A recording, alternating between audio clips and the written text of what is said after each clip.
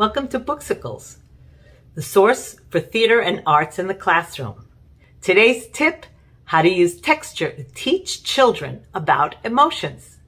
Step 1, you'll need to create a texture box.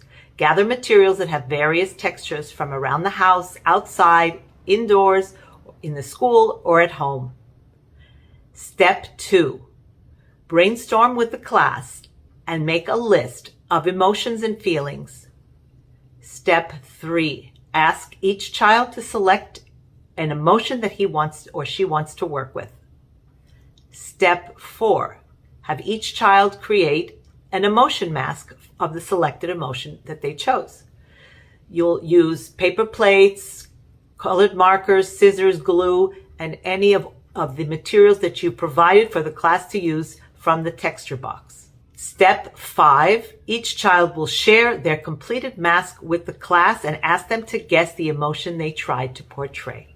I hope you will use this exercise to begin your exploration of emotions with your students and to explore ways of using emotions through texture.